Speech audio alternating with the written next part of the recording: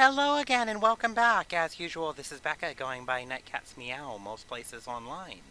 And I'm glad to have you back to talk to you for another week about Linden scripting language.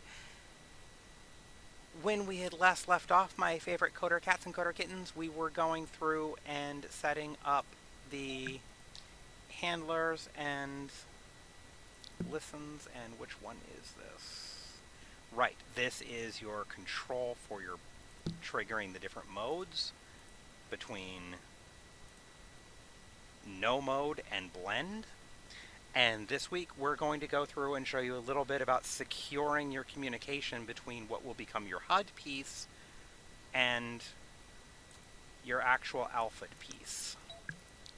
So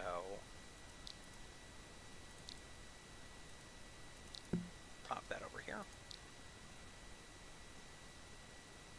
We already have it set to filter to make sure that we're listening for the actual owner of the object, but another way that you can cut down on possible server time, and this is going to have a very minor impact under most circumstances, but if you're ever in a situation where you have possible multiple instances of this object floating around, filtering for the get owner will take care of that.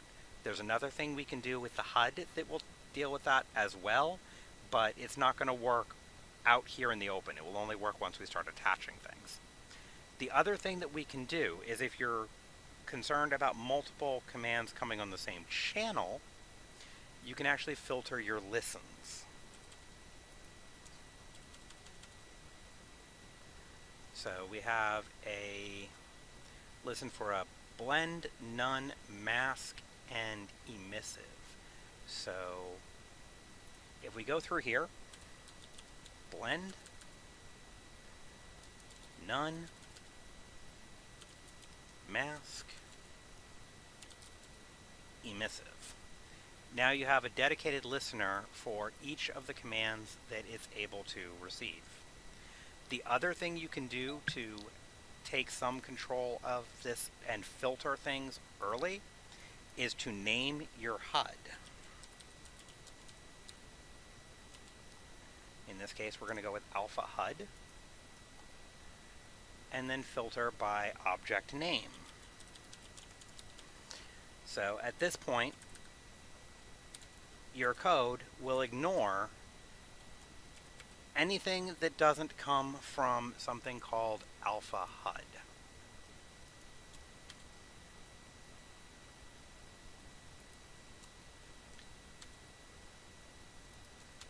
Because remember, this argument here is for the name of the object you're listening for. This is for the key you're listening for.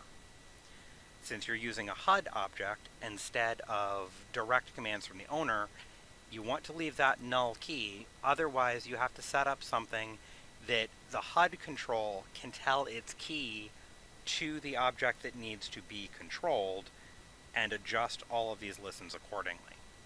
That is a thing you can do, but it's a bit of a pain. So at this point, we're now listening for a channel that is not open chat, for a specific named object, for a specific command, and we're filtering out any that don't have the same owner as the object that's doing the listening. So that's filtering out your stuff pretty well.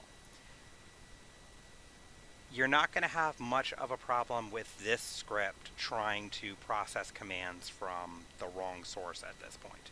That is pretty much locked out. Nobody is going to, even if somebody knew to which channel, what command, and what object name, this would catch it and shut it out.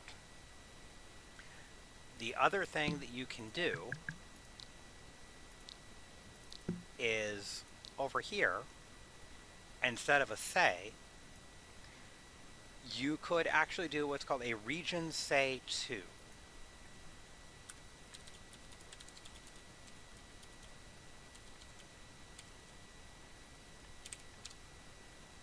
You still set the channel and the command, but you also need to tell it who you're saying it to. And it's been a while since I've written a command with this, so we're going to quickly double check the placement for the arguments. The wikis are your friend. Never forget that. Okay, the key target is the first one to go in there. So, you would have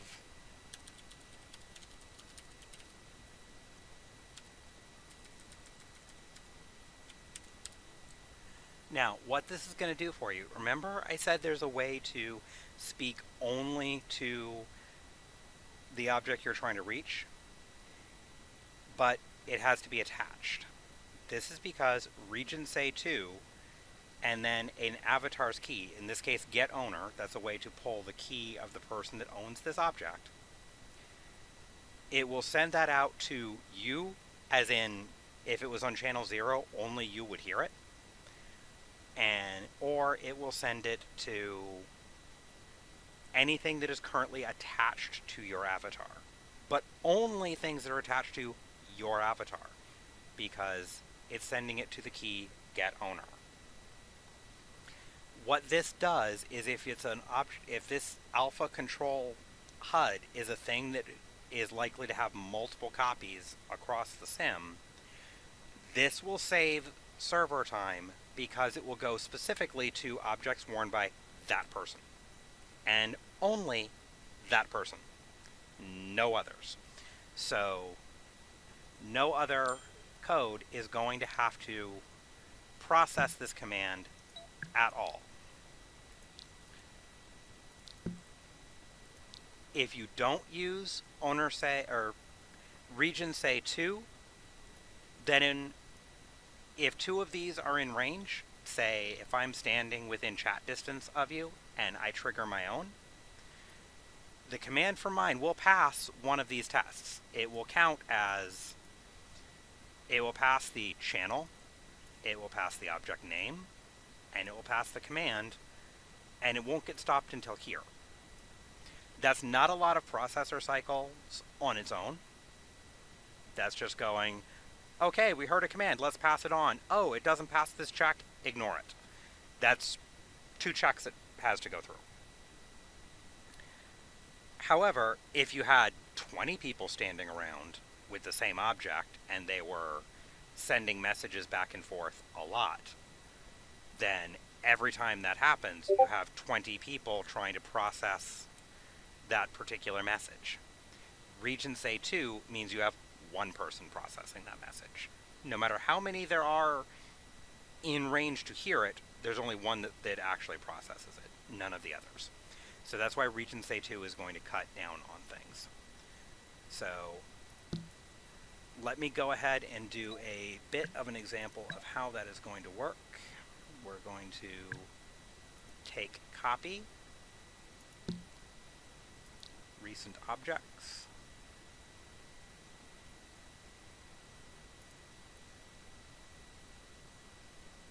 not seeing it, so we'll just take, there it goes. Re-res one here.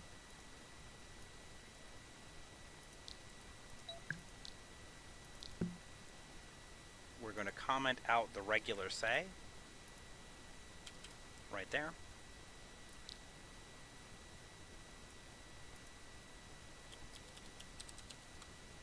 llRegionSayTo.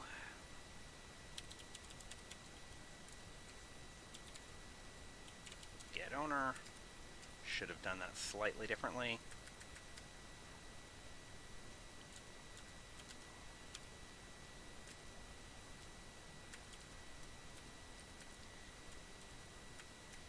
Because if I leave the other one in and comment it out, then I can easily toggle the demonstration. Save.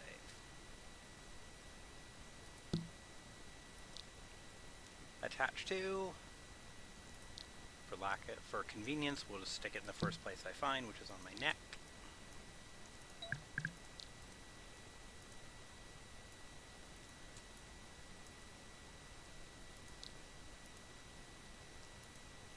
Now you see, it's only affecting the one I'm wearing. However, if we turn off llRegionSayTo and re-enable regular say,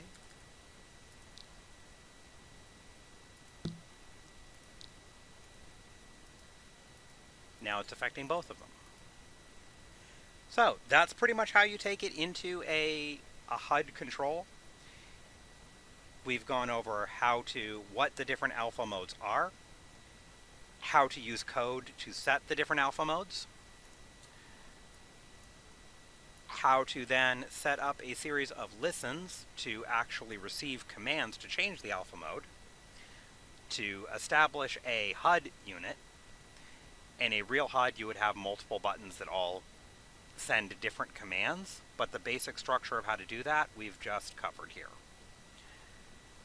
We then went over how to filter out commands from any HUD that doesn't belong to the same person, and how to help manage sim lag. It's a best practices thing. One person not doing it isn't going to make a difference, or doing it or not isn't going to make much of a difference. But everybody doing it properly will add up and make a big difference, especially if it becomes a popular object. So we've gone over also how to actually filter to send to only the owner, not just to make sure only the owner listens to it. So that pretty much is how to set alpha and how to make a HUD for it. So hope that worked out all right for y'all, and that helped you understand that. There'll be new episodes of this series, Coder Kitty's Workshop, every Tuesday by noon Eastern Standard Time. I also recently have started putting up Coder Kitty Decodes LSL, where I discuss the ins and outs of individual commands and event handlers in LSL one by one, so you can always just go to the episode you want to understand the command you're working with. And so I guess that's it for now. This series shows up Tuesday by noon every week, and that one by Wednesday by noon every week. So until then, good day, good luck, happy coding. Meow meow.